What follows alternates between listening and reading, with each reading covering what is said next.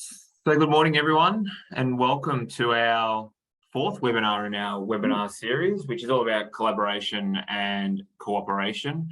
I think this is a really great insight for a lot of you to actually see how you can work a bit more broader and within your regions, within your destinations, and how venues and the likes can actually work together to work more cohesively and actually have a better attempt at actually driving more business into the region.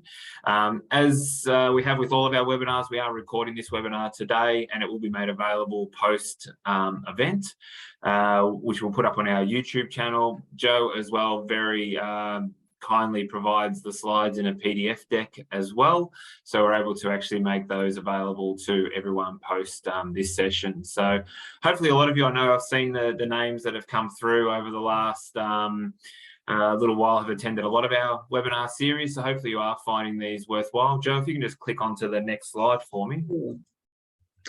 So again, these webinars aren't able to occur without our support of our partners, one being the Victorian State Government, who have actually funded us to deliver these programs. So thank you to them, and obviously our partner, delivery partner in Meetings and Events Australia, who are really the experts in the business events and meetings space and actually training people. So thank you again to you, Joe, and your team for your support. As always with these webinars, we're really keen to take questions as we go, so feel free to raise your hand and just jump on and start chatting to us. We really want to make this into a conversation. As it is a collaboration, we want to be collaborative in our approach with this session. If you want to be a bit more behind the scenes, feel free to just type your answers into the question box, and we'll track those as we're going through the session today. As I always seem to do, I neglect to introduce myself, but if those who don't know me or haven't attended one of these before, my name's Chris, Executive Officer of Business Events Victoria, and we've got the fantastic Joe as well, who is the National Education Manager from MIA. And on that, Joe, I'm going to throw it over to you to run the session. Thanks, Joe. Thank you very much. Thanks, Chris. Thank you for the introduction, and welcome everybody back to our Zoom room for webinar 4 in this series of 5. Just as we start, I'd like to acknowledge that we meet today on the lands of a number of different Aboriginal and Indigenous peoples, and I'd like to pay my respects to their elders past, present and emerging. So as Chris said, today is collaboration and cooperation, and I'm very much hopeful that we'll get some collaboration going in the room. Might throw a few questions around as we go through, and always happy to have your comments as they pop into your head and hopefully pop up into our chat box, or just raise your hand or shout. Basically, all is good. Always happy to hear from everybody. So I think most people, this is not your first session with us, but welcome back. Welcome if it is your first session. For those of you who have not yet met, my name's Jo Child. As Chris said, I'm the National Education Manager at Meetings and Events Australia, MIA. And on the screen, you've got my contact details, and I'd be delighted to connect with any of you who I don't know very well yet on LinkedIn. And if you have any questions after the session, do feel free to send me an email or give me a ring. Had some great little sidebar conversations after our session 2 weeks ago. So it's always good to get to talk to people once we've finished today. So Meetings and Events Australia is, I think, quite well known to the majority of people, but we are a professional association. We're a not-for-profit organisation dedicated to fostering professional and excellence in all things event-wise. So everything that you and I do in our jobs and in our lives is something that we are very much aware of and working in. So one of the big things we do, though, is training, and this forms part of our training activities. So what are we going to talk about today? So most of us who have had any experience in events know that it's pretty much impossible to do it on your own. So today we're going to talk a lot about working with other people, but not just working with other people in our own teams or perhaps with some of our suppliers, but specifically working with other people to attract and then host more business type events. And I'll talk a bit about the benefits of that, who some of those key collaborators might be for you. And we're trying to open that up a bit beyond the people that you may already cooperate or collaborate with. We'll talk a little bit about how expanding our networks could be useful for that. And I also want to just touch on the expectation of the end client, who I'm calling the business event buyer. And you will have noticed from some of the other webinars we've run, that's quite a diverse group of people. And so sometimes we might be working with professional event planners or people in organisations who are managing events on the side, as it were, of their normal day job, or professional associations or other groups. So it's quite a big range of potential business event buyers. And as Chris said, we'd love to hear from you, comments, questions, or any thoughts on anything you're hearing.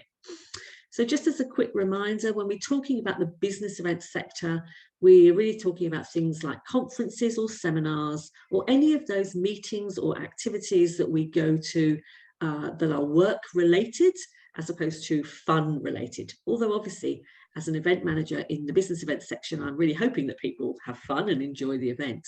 Things like product launches, things like networking events, team building events, those special interest groups that we might be familiar with that might need to have events or hold meetings, board meetings that are formal, or the more informal milestone events that many organisations run to celebrate longevity or special occasions or winning awards or whatever it might be. So a big range of different types of events, all of which might be suitable for your region, your venue, or for you as a supplier of some sort of service could get involved in. So that's what we're going to talk about today. Excuse me. So what is the benefit of enhancing, because I'm sure you already collaborate really well with other people and other organisations, and you all already cooperate with other organisations in order to deliver services or products or events, but what's the benefits of enhancing that? So one of the benefits that I see, and I hope you're going to agree, are things that creating business-to-business relationships and creating really effective business-to-business relationships are pretty critical in a time post-COVID, well, not really post-COVID, but sort of post-horrible bit of COVID, fingers crossed, where we're trying to kickstart our business. We're trying to tempt people back into our regions. We're trying to tempt people back to have face-to-face meetings or face-to-face activities. So it's really important that we get used to, I guess, re-engaging in some of those relationships that we may not have fostered quite so well or been able to foster during the time when we couldn't actually get together. I think it's quite nice to foster that sense of community with like-minded businesses in your town, region, or state, because quite often those people become wise counsel for you when you're planning your own events, or you become wise counsel for them. But also it gives you a sense of other people to act as a bit of a sounding board, to check, you know, do you think this would be a great idea? And many of us work in quite small teams and getting smaller teams in the current environment. We don't always have a huge amount of people that we can go to test our ideas. So one of the things about this enhanced collaboration and working with other people is that you kind of build that sort of extra team, if you like, for that too, which is quite useful for developing and expanding our knowledge, both our own knowledge, but the knowledge within our team and the knowledge within our event. Obviously, what we're really hoping for as well is that we get referrals from these people, that if I'm full and you're not, I refer to you and you refer to me. And also some opportunities to perhaps provide some services to each other if that's relevant, or to expand the services that we're providing with each other if we're already doing that a bit. It also increases our level of resources. Most of us are time poor and also don't have a lot of financial resources necessarily to expand our own teams. So quite useful to be able to bring in additional assistance or skills from other teams when and if we need them, which obviously is more effective for our bottom line and can be quite useful in terms of our own budgeting as well. So loads of benefits. I actually can't think of any things that as a disadvantage of expanding your collaboration and cooperation. And I know lots of people are doing this really brilliantly already. So I'm gonna really hope to hear some experiences from you, just to put you on a little bit of notice. So start thinking about now one of the businesses or one of the other areas that you are already collaborating with, because I'm going to ask you a few questions in a minute about how does that work, and what's the best bit about that for you. But the first thing we probably need to do is to look out there and go, okay, who out in our area or our region or our state could I increase my working relationship with? So I've got a few ideas about that. Let's just move on and think about that a bit. Oh, but just before I do, just one other thing about that sense of community.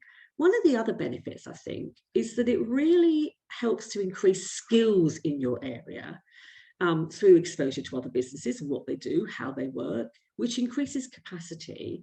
And sometimes it helps the aligned businesses see themselves as actually maybe part of the event industry as well, and can also help your community, and I mean your business community, see the value of bringing events into your area. So that can be very useful too, particularly if you're in a place at the moment that doesn't see quite so many business events as you might like to. All right, so where do we begin? Well, the obvious place to begin is with people like Business Events Victoria. So, you know, having the support of an entity that is developed with a remit and an ethos of providing you with that support is a bit invaluable in my view. So utilising the support of those organisations that do already exist is a great way of helping to identify partners that you can work with. And as we have heard from Business Events Victoria before, and happy for them obviously to chip in at any time, you know, the level of support they provide, the introduction to potential clients, appropriate potential clients as well, because it acts as a bit of a filter, and also assistance with co-marketing is an invaluable service. So if you're not very familiar with the partnership opportunities from BEV, then encourage you to get to know them a little bit better, build that relationship a little bit better. Things like local suppliers. So anybody close by that you can use for anything. And I'll talk a little bit about some of who they might be in a moment. So you're probably already using local suppliers to perhaps provide you with services outside of the event space. You probably use a local plumber if the bathroom floods. You use a local sparky or electrician, or a local courier, perhaps, if you need to move documents about.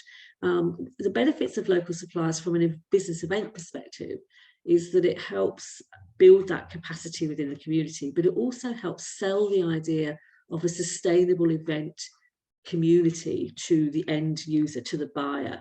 So one of the things that I, as an event buyer or as an event manager, and most of my clients look for is sustainability of service. So am I sort of guaranteed that you can get somebody to help in particular areas if needed? Because yes, because you've got that network in your local region, or you've got somebody that from a bit outside that's happy to travel. So a good focus on that regional sustainability. But the other thing that's often a big positive for event buyers is the idea of limiting the environmental impact of their event on a region. So if we're using local suppliers, then we're minimizing that environmental footprint of you know, how much travel they need to do and the impact thereof. So a lot of you would have heard of that food miles, you know, the idea of perhaps trying to source suppliers within something like 100 miles traditionally, because it came from Europe, or kilometers from each other, and that might be something you're already doing. But that's a great marketing push as well, to say that, you know, it's an indicator of supporting your own region as well, and shows that the region or the local area has really got a lot to offer. So there will be the first point, and I'm sure you're all doing that already. Now, most of us like to do that because we want to support the local region. It's often a lot cheaper because we don't have to buy in those transport costs. But if you're not sort of making something of that in your proposals or in your marketing, I encourage you to do so, because it's something that is very popular with local and outside business event buyers.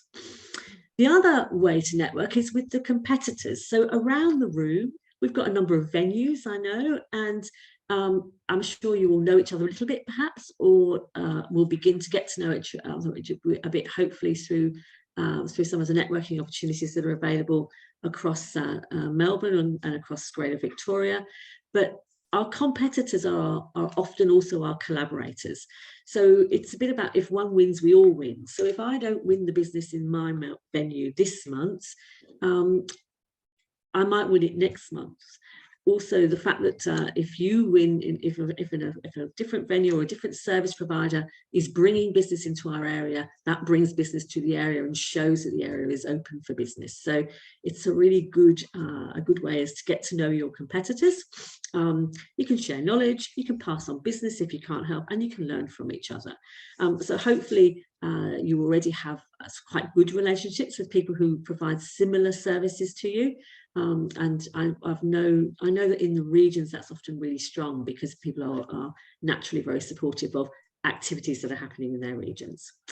The other way to identify partners is in professional associations or other groups or networks. So I've got a few suggestions on the board, on the screen at the moment. So obviously professional associations such as MIA is a great way of getting to know other event industry professionals, reaching out to those people via online networks such as the delights of LinkedIn, joining local business groups. We talked about that a little bit in terms of marketing and sales as well, but because local business groups are often a great source of actual business event customers, but also opening up suppliers that you didn't know exist. And obviously the tourism networks and the local tourism networks who are also actively working to bring business into your area. And I've got a good example which popped up in my LinkedIn feed only this morning, which I'll share with you on that one in just a little while. So they're a good starting point. But before we move on, would anybody like to suggest any other partners that would be useful, that maybe either fall into those groups or help us expand that beyond those groups? Don't know if anybody's got anything they might like to pop on the chat on that one. Other groups that you might use. So let people have a little think about that. And do feel free to add to that chat at some point if you'd like to. So in order to do that, some of those methods that we've talked about, I'm just going to bring a little slide up about that, just moving ourselves along slightly.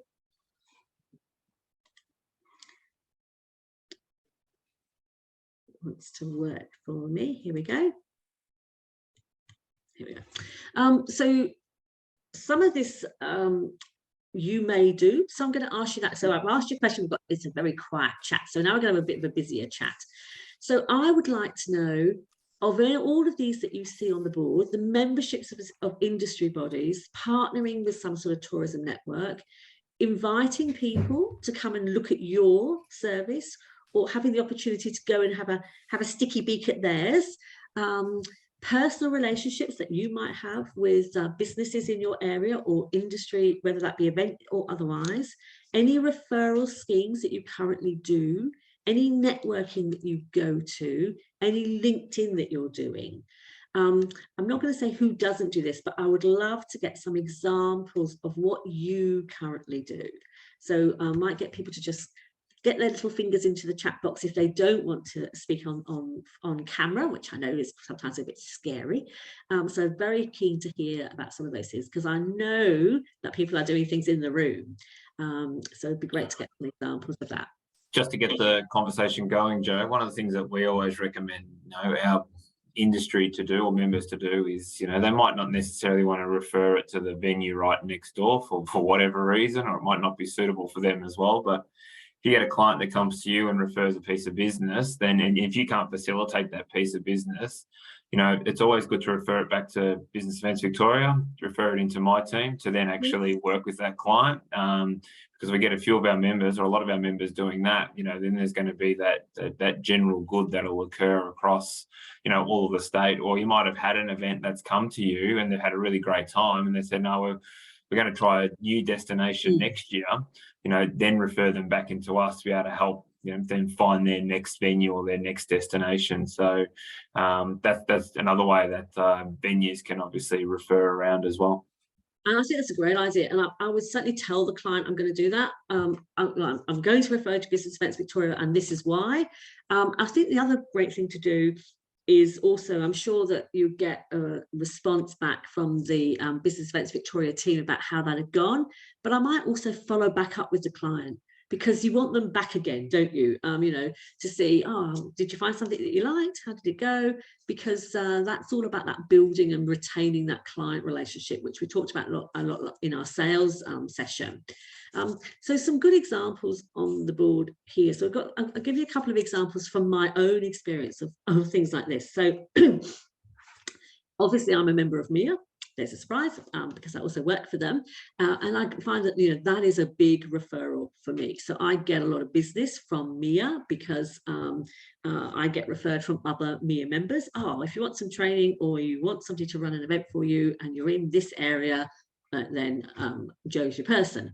Handy, very good. And if I'm unavailable, or it's outside of the scope of what I would normally do, or I don't fancy it, unusual for me to not fancy it, then I also have other people that I naturally refer it to, you know. So and but I'm referring it to people that I've got a good business to business relationship with. So I know that I'm handing over a potential client to somebody who's going to do a good job with that potential client. The other thing, though, as a bit of an example, I'm lucky enough to live in an area where there's quite a lot of very nice wine regions. And I'm also lucky enough to be quite good friends with a winemaker, which is a really handy friendship. But they invited me to go with them to a tourism network event in their area, just as a kind of sort of as their date, really. I had to tell my husband, who didn't mind, and that was really useful. I got to know all these people that are working in tourism in that area, and that has been a great collaboration, because I provided some additional training to them in the customer service field. So that sort of thing was really useful, and it kind of links that sort of partnering with tourism networks, but also attending industry events to start building that type of thing. So sometimes, in order to enhance our collaborative relationships, we've actually got to sort of get out there and do that small thing. So we've got to be prepared to attend things, or get people to come to you.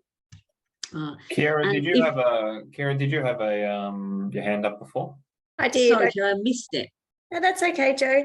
I just wanted to touch on, obviously, I've got the two hats, being at the Rye Hotel and the Visitors Centre. So we actually do these joint collaborations a lot, because we support the local Visitors Centre and all the tourism bodies, but then we also want them working with the hotel. And we have kind of like a constant thing that if they don't come this time, they may come again. Being on the Mornington Peninsula only an hour away, it might not be that they'll come this time, but they might come next time. So we like to always just be working with, you know, local businesses and go, look, they came with us this time, they might come with you the next time. So yeah, I think it's always important to be crossing over. And yeah, I've just started inviting everyone in for tours, because at our hotel, like, there's a swimming pool here, and I've heard quite a lot of people that didn't even know we had one, and they've lived in Rye their whole lives. So it's about, you know, exactly what you're saying, showing them the product and showing them what you do, because you might think that you know, but you don't always know. So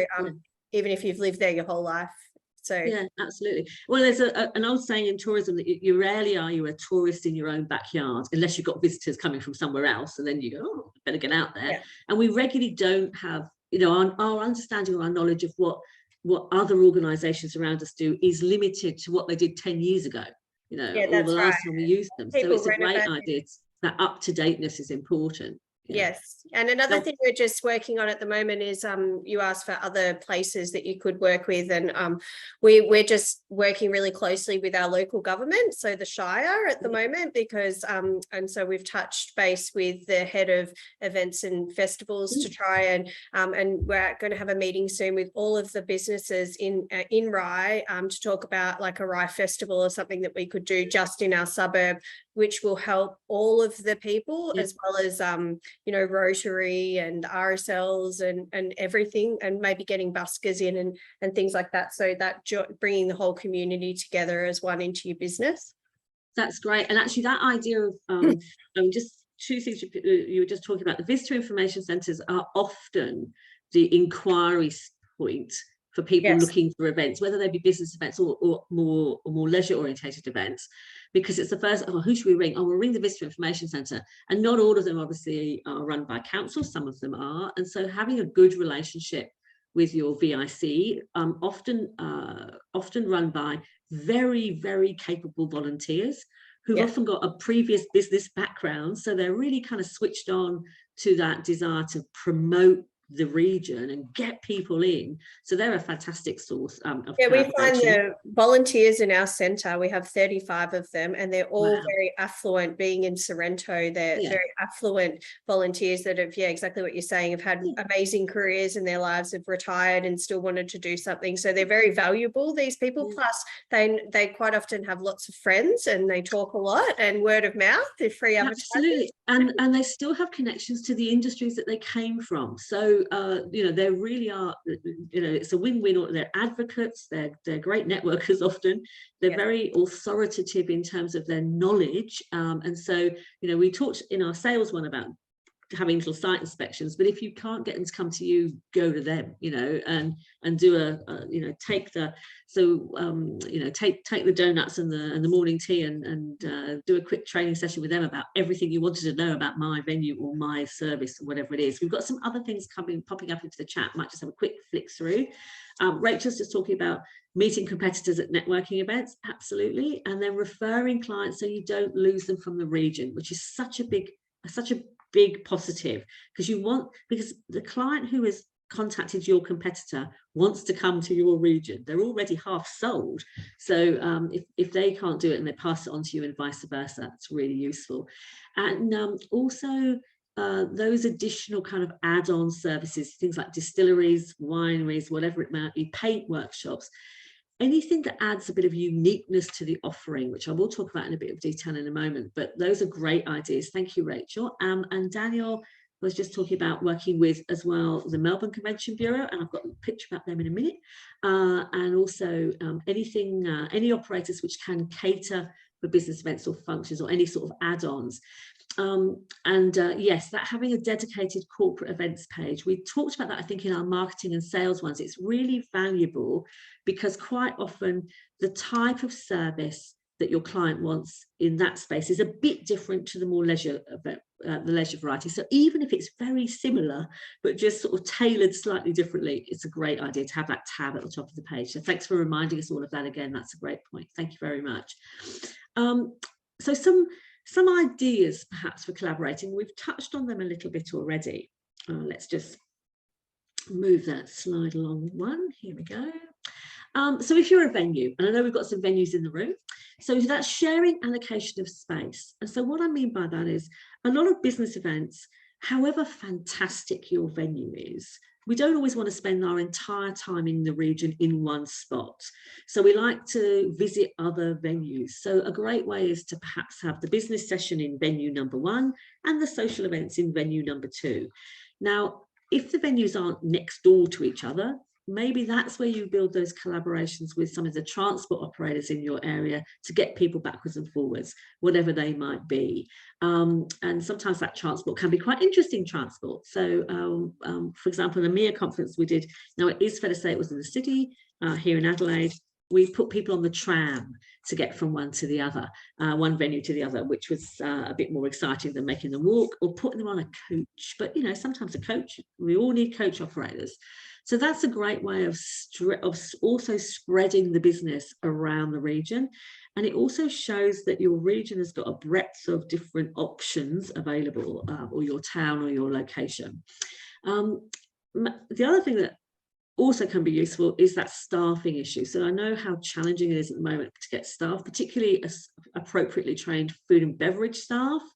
So one of the things that we're seeing quite a lot here, sometimes there are a lot of agencies that provide staff in larger organisations, but some of that sort of sharing of staff, if you've got a major event on or a big conference or a big event where you need a greater number of serving staff than you would normally, then if you have a very good relationship with other venues or other organisations that have that staff with those skill sets, it is sometimes possible to do a bit of sharing with each other, and particularly when some of these stuff are very casual, for example. So that can be quite useful.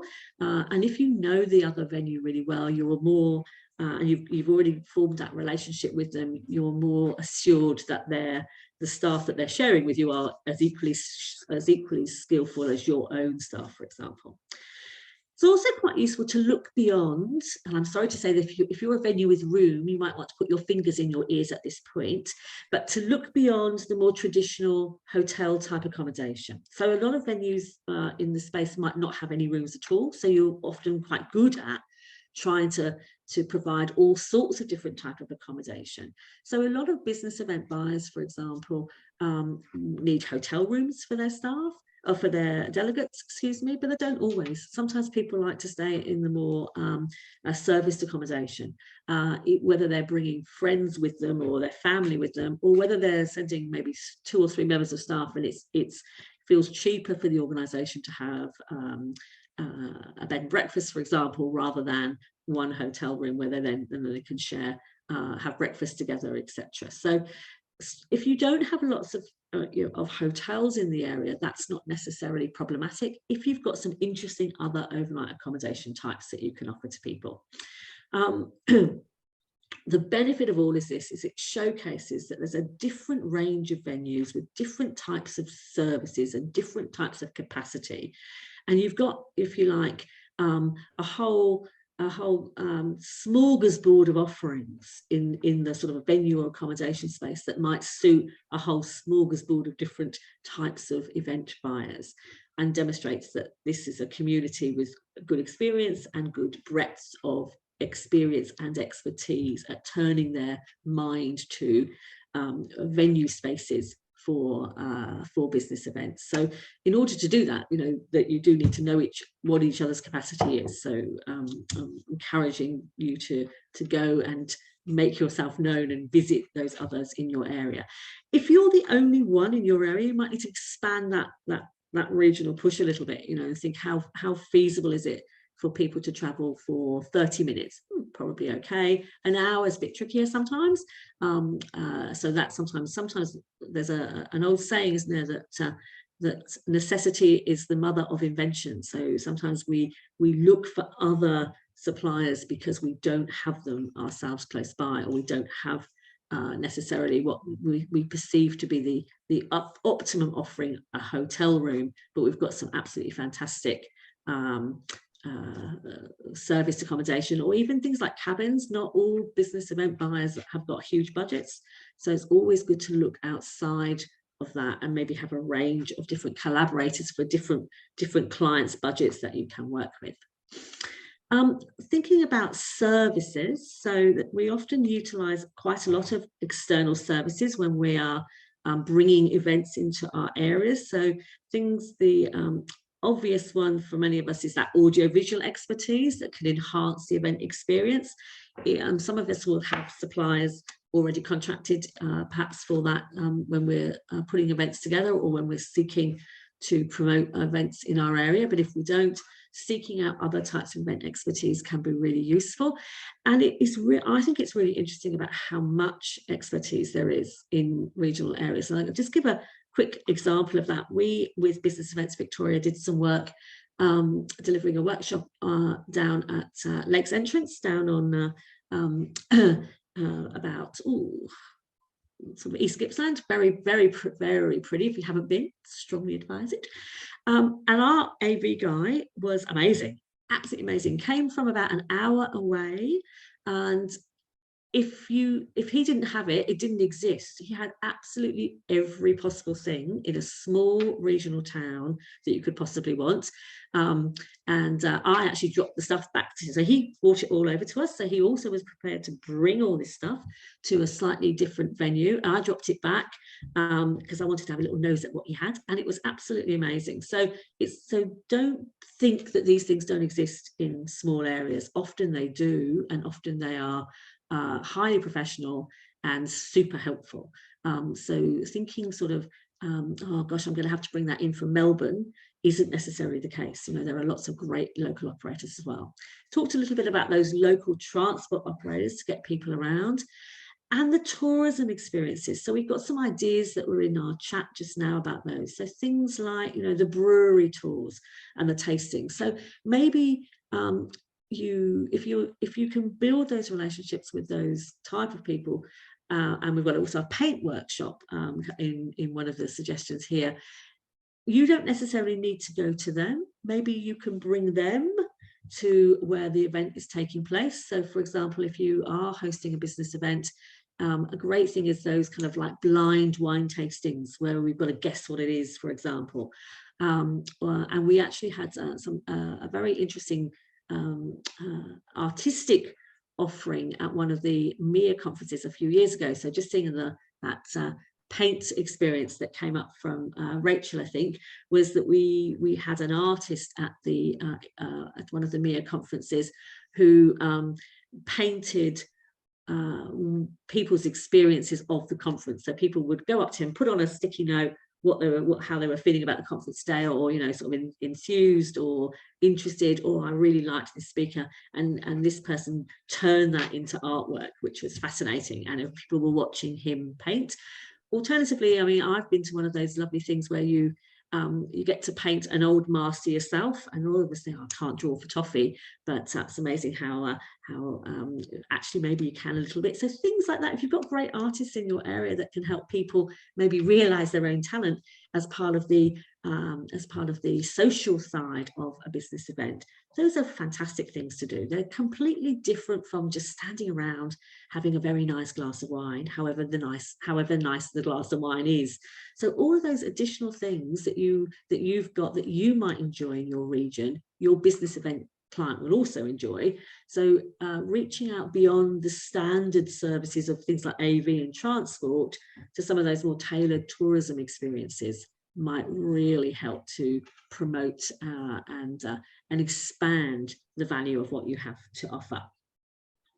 Same with things like anything artistic, any entertainment. Local entertainment is always really well supported. Local food and beverage. So I'm sure that anybody that is purchasing food and beverages is probably very much concentrating on local product, because we know how popular that is with any type of visitor. But particularly if there's something, so as an example, one of the things I did recently was have people with particular local seafood. So they were teaching everybody how to shuck an oyster. Now, it's fair to say that is definitely not a skill that I've got, for sure. But apparently, if you're not as used to it, I mean, it isn't that challenging, but it was great fun. People really enjoyed it. Although it was quite interesting. I did have to make an interesting note on my risk assessment plan about the giving people sharp implements and then suggesting that they stick it in their hand. But it was still great fun, and just you know, people love things like seafood, and it just made a whole difference experience in the social function than, you know, just sort of helping yourself from something from a plate. So all of those type of things, you'll have all of those type of services around you. I just want to give you some thoughts about people that you could reach out to form some relationships with, and say, well, would you be interested in coming and doing this to a business event group, or to any of the other type of groups of people that you have. And again, all of these are about demonstrating experience and expertise. We think a little bit more regionally. All of us are in different regions and different areas, and that whole idea of sort of, as a few people have put into the chat box, about making sure that any potential business stays in the region as much as we can, and we don't lose it because we can't provide necessarily the service ourselves. So thinking about collaborating on bringing stuff in, so collaborative bids or proposals. So Kira was mentioning having a festival that showcased all the services and the products in Rye, which then makes people think, oh, actually I could have an event here, or I could do, you know, I could utilize this this venue or this service for my own business, or for my own events, my own activities. Is a great idea. But sometimes we want to try and tempt business events, talking specifically business events, to our area. So we might think, well, I haven't got enough accommodation space myself. I haven't got enough venue space myself. Not sure that what we've got is completely at the standard that might be needed, but we can do some of it. So it's about working together to sort of get out there and look for some of that business. And certainly seeking support from Business Events Victoria would be very valuable on that. But there might be, particularly if you have specific industries in your area, reaching out to them to try to get them to bring their local conference or their annual meeting to you is a great thing to do in terms of bringing business to yourself, but you might need to be working with other people to do it. So I'm going to talk in a little bit just about collaborating on kind of proposals. Getting really good relationships with those tourism, event and other networks to help you source clients. So from my winery example, the winery that I'm quite friendly with quite regularly gets groups. They're not the social groups, are more of the business groups, having it, coming out for a bit of a sort of a team building or nice thing to do experience. So for me, when they're having conversations with them about what other type of events they do, they normally say, we know this really good event manager. So that type of thing is quite useful. It's very useful if you are collaborating though to agree rates and inclusion specific to the target audience. So it's being prepared to not, and I'm definitely not talking about discounting, but thinking about having rates that is trying to combine your rates around what that client might want. So it's and thinking about how you might collaborate so that the whole proposal and the rates is consistent with each other. So you don't have one venue is up here and one is down here. You might want to try to sort of come together a little bit on rates, obviously subject to your own budgets. And including a very broad range of providers to show off what you've got, what you have. So rather than the traditional ones you always use.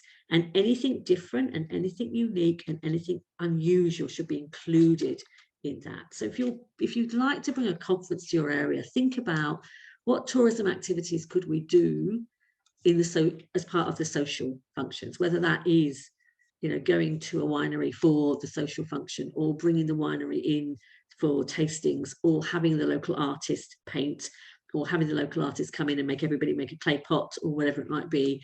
That we don't necessarily use a coach. We've got a group of people that have classic cars and we can use those to transport people, or we've got some really interesting venues that are not usually considered for business events, but whether that's a local barn or just something that might be used for more social or leisure events, that can equally be a fantastic space for a business conference social function. So anything different, anything unique, anything that's absolutely tailored to your region is a great thing to give you that point of difference to try to collaborate together to bring in. And that might not be things that you've got yourself. So it's about spreading that out to other people that you maybe don't work with in the business event space, but have been to yourself from a leisure or know of via another connection. Now, just a couple of topical ones.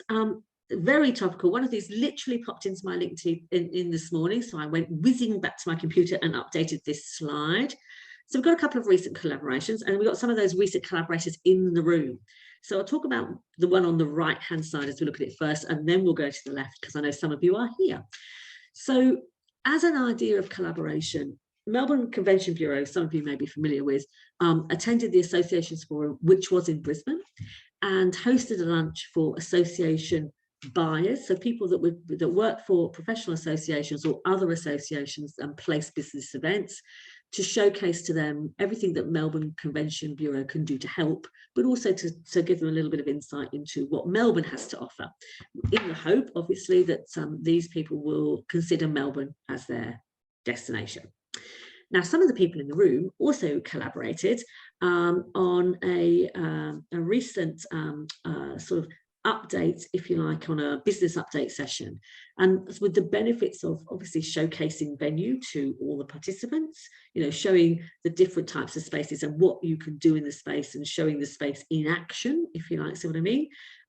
Great opportunity, obviously, also to show the AV you've got, the catering you've got, and also for people to actually build connections that they may not have already built, or increase the knowledge of those connections if they don't know them, or just, you know, keep those connections going.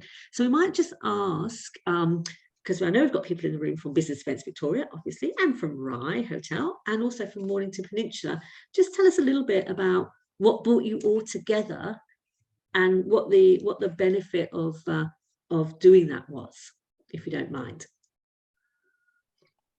I can comment a bit if you like, Jo. I attended that event as well.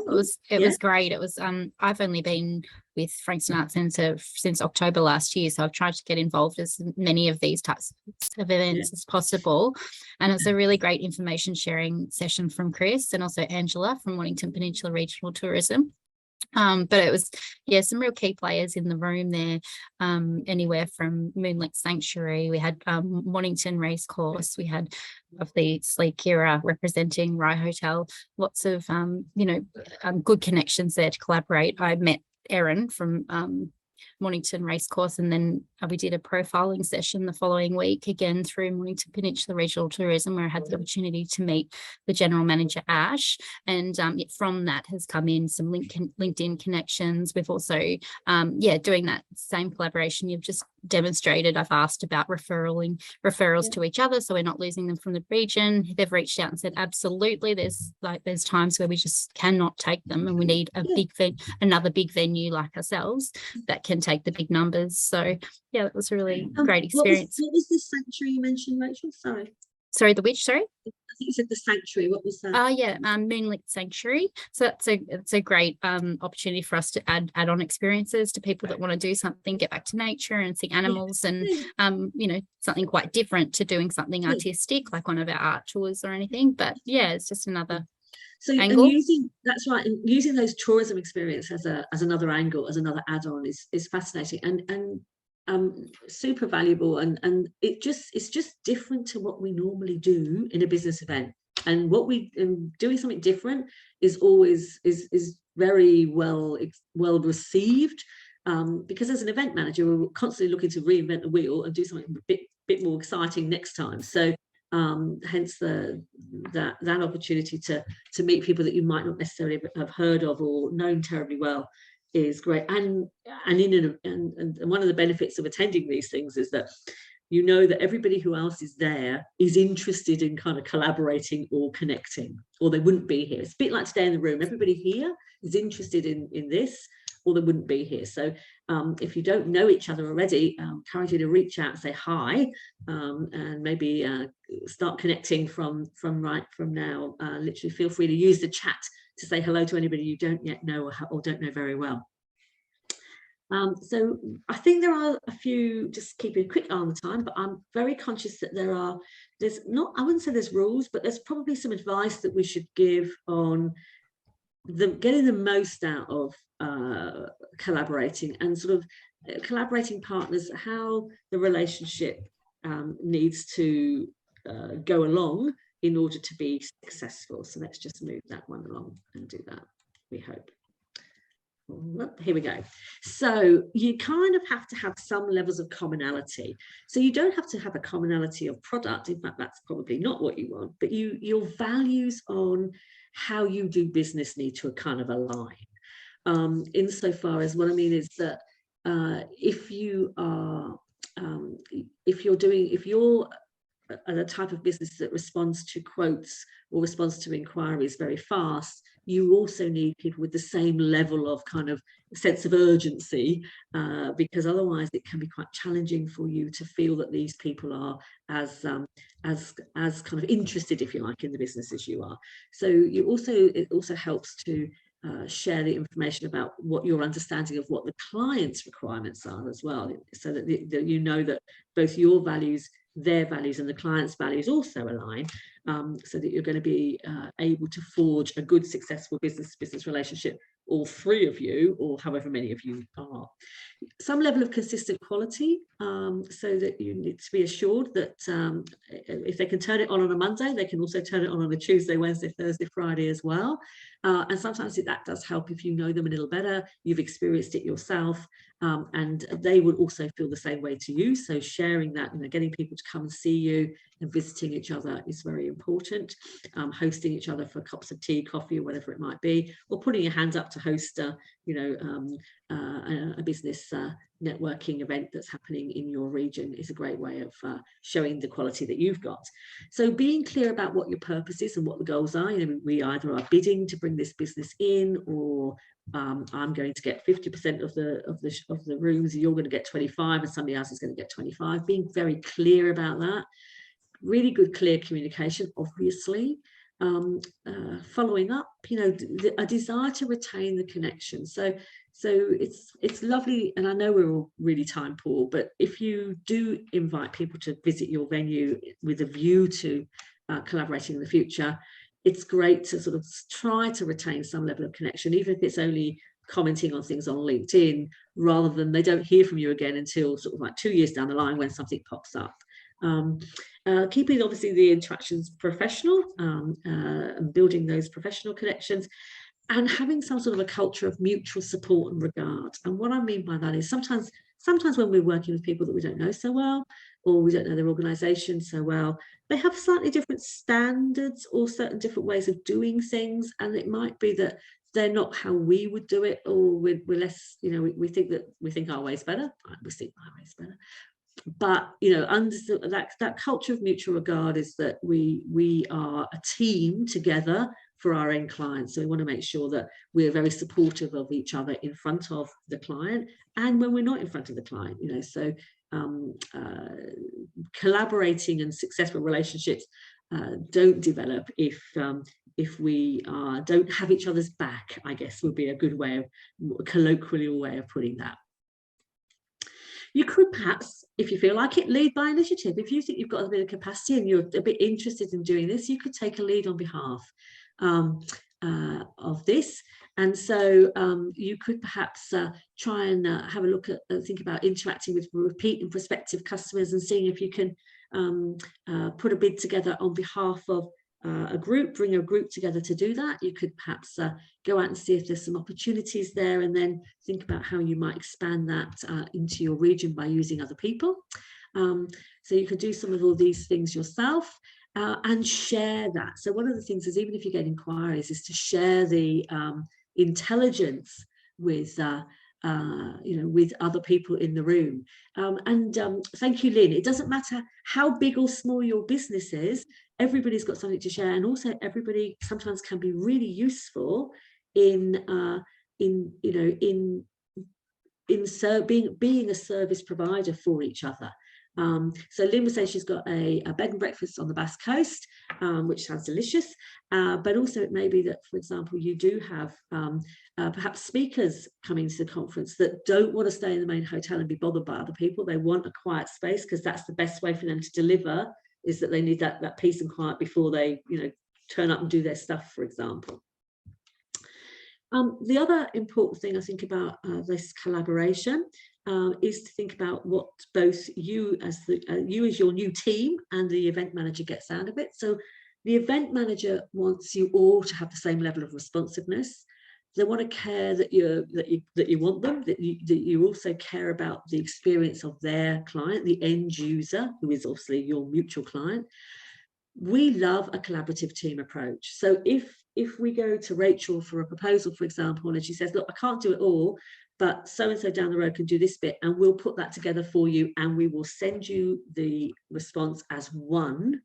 That is fantastic. We love that, rather than different bits of the proposal coming in different sort of ways, on different formats, looking different. That's quite challenging, because there's a lot of additional work, frankly, that needs to be done. And it also makes us feel very confident that the whole region can deliver, or the whole area can deliver, or that you actually know and work with each other, and that you trust each other's work. If you are going to bid for some business together, if you are going to put proposals together and you're not sure who to work with, it's important that you have a level of equity and fairness in that selection process. So in order to do that, I'll talk about that in a second, but it's a good idea to have a bit of a list about exactly what the client needs, so that if you are asking people, can you help, you're very clear about the level of service or assistance or content or product that the client wants, and people can say, oh, I don't think that's me, but do ask me again for the next one. Obviously, the other benefit is that, you know, we're all getting business that we might not have got on our own. And we're also expanding our business outside of our normal networks. And we're also, we have the opportunity to expand our skills, because if we're working together to bring a larger event perhaps to our area, we're working together to provide service to a larger event than we normally manage, or a different type of event than we normally manage. In everything we do, we increase our product knowledge, we increase our skills, and we can increase our capacity to deliver again to another different type of client. If you are writing collaborative proposals, it's a great idea to establish a bit of a team. And as I said, it's really good to be clear about exactly what you need from, you know, what services are needed. So having some sort of a request for proposal that sort of says, okay, we need, as an example, we need a range of accommodation space that is 3-star plus, that some of it needs to be serviced, or some of it will need to be much cheaper, less than, you know, $80 a night or whatever it is. Then people will know exactly if they do fit that criteria this time around or not. I think it's a great idea, if you are hoping to bring business in and go after some business, or even are bidding together collaboratively for some business that has arrived on your desk, that you meet in person, online if needs be, to discuss the overall requirements, so everybody understands what the client wants or what you're hoping to achieve, and you're all kind of on the same page. Also helps you get to know each other a bit, and gets to know what each other can offer. And having sort of the guidelines for selection being quite specific, you know, must have full rooms, or, you know, must be able to deliver it at this rate or whatever it is. So then it's transparent about who then is able to participate in the bid and who perhaps is not until next time. There's always a danger that we tend to like to work with people that we know really well and who we feel very, very confident of.